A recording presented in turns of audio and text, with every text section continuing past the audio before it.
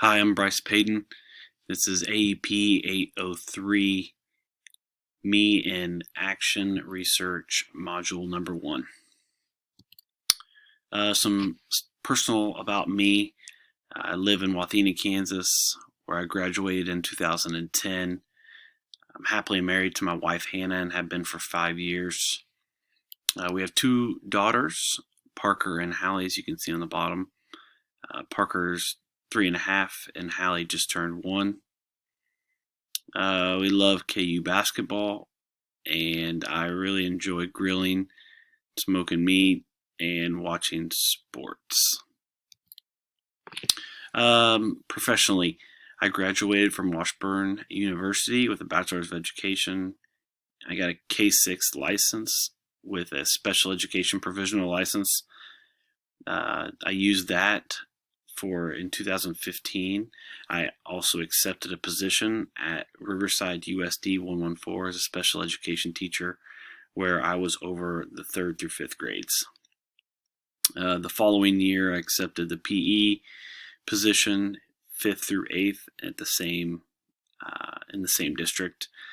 Currently, I am the head football and baseball coach for the high school, and I'm very passionate about my coaching and teaching to have a lasting and positive impact with lasting relationships with the students and my players. Okay, so what is action research?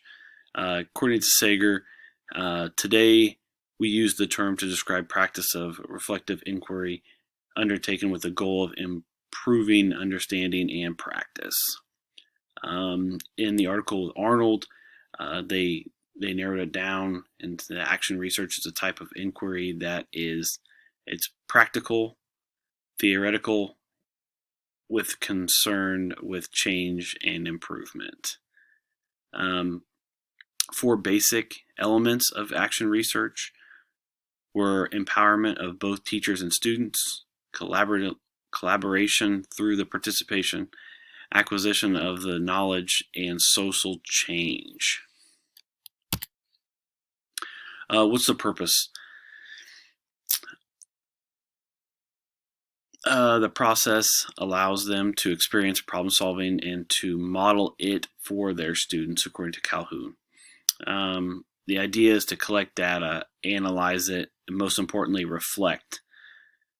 And that's what I got from the YouTube video of the STEM learning, is that he really pushed reflection. They really pushed reflection in it, and that's a big part of something that teachers need to do, and that I myself need to do a better job of. The 4 main types would be individual teacher research, where it's just one teacher doing it themselves, trying it on their own, and collecting the data. Collaboratively would just be a couple teachers that are discussing it here and there, maybe in the same subject area. School-wide, where obviously you're doing a school-wide research, as well as district-wide, you're using the same philosophies throughout the whole entire district. What are the goals? 3 main focuses would be to focus on area of growth, not deficiencies, foster culture of inquiry, and bold structures for teacher collaborations. Back up here to the thing. In Arnold, I like this quote: "To develop as professionals, it is important to continually review beliefs and assumptions. This is to keep pace with the fast-changing sector and to account for new knowledge emerging through the research." And anybody that's been in the education field, everything changes all the time. Your textbooks are changing, your computers are changing, your iPads are changing, all of the documents and such on those are changing, along with the way kids learn, and you just have to keep. This is why it's important for the big cycle. For the cycle to keep going around, and you keep asking questions, and getting that action research going, and keeping up with the fast changing world. What are some main steps? According to Sager as well, the first would be to identify the problem or envision a success, where you determine the question that helps you focus on your inquiry. Number 2, develop a plan of action. Come up with what you're going to do.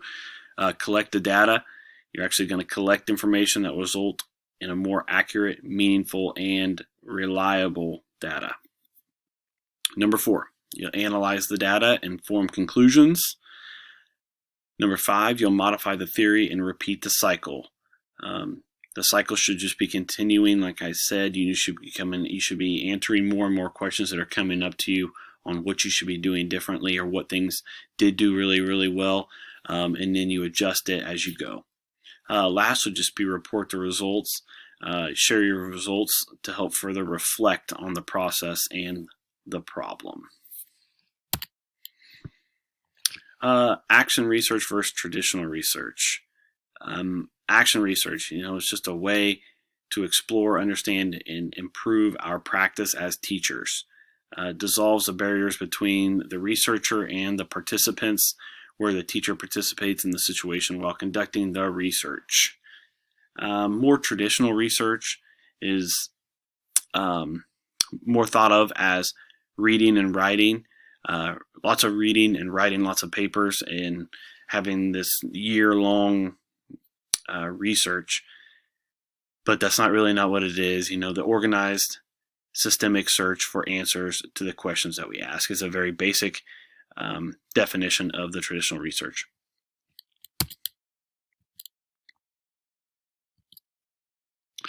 Some common problems that can be with action research. It's problematic for the different variables in the school setting.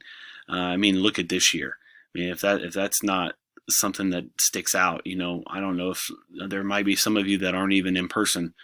I know a lot of schools around the Kansas area are in person, but I know there are some that still are not even in person yet. And I cannot imagine trying to focus and doing something like this with all these types of variables, as well as, continuing to look at our situation right now.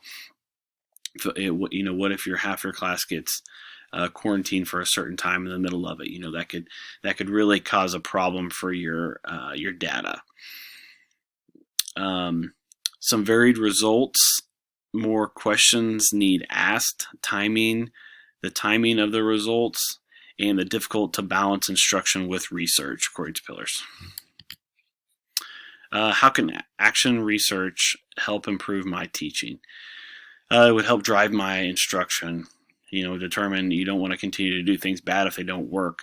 So if you have data that says that this way works better than that way, you would obviously take that, and I would obviously take that information.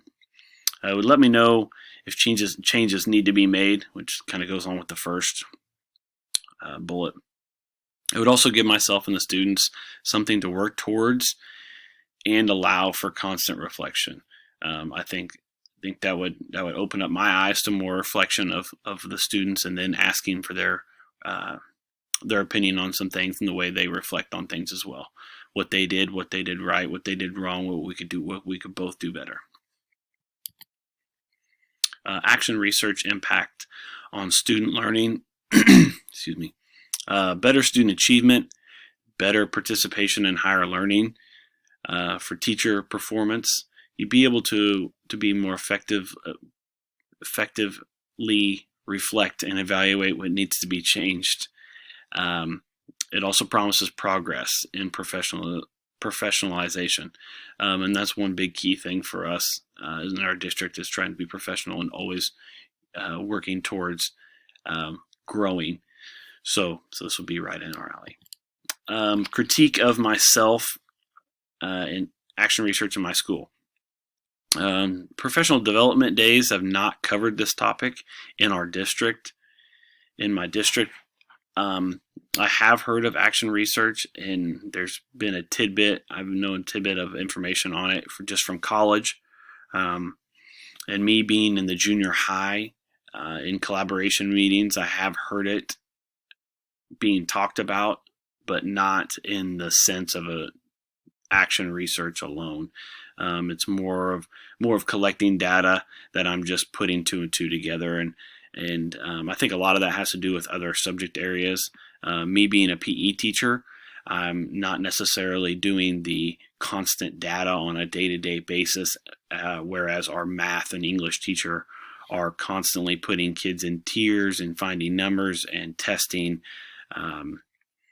And I do not do reflection enough, but I see myself using parts of action research. I just didn't realize exactly what I was doing.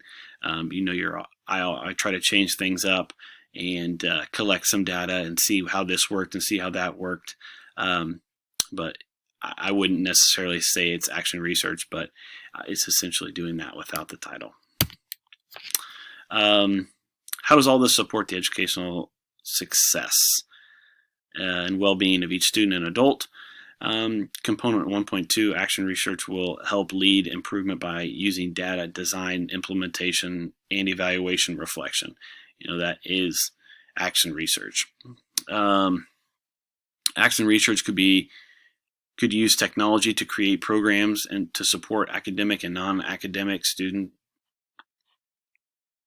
Action research will be used to implement new instructional practices that support the students in a variety of ways. Action research is a way to implement new assessments driven from data and instructional improvements. And component 4.4, action research should be done collaboratively. That's very, very important. I think that is something, one of the things that our district tries to do well is things should be done collaboratively, and those findings should be shared and implemented into the school's instructions. Here is my standard correlation, my relevant and reflection. I do think this is this assignment directly correlated with the standard by reading through the sources and learning how action research can lead to improvement processes by using data, action plan, implementation, and the reflection for the betterment of the students and the staff. Relevant. This assignment was relevant to my current learning because I didn't know much about it. Refreshed my memory on what little I did know, and learning about action research has helped me to reflect on my own current teaching and how I can improve every day and in the future. Reflection.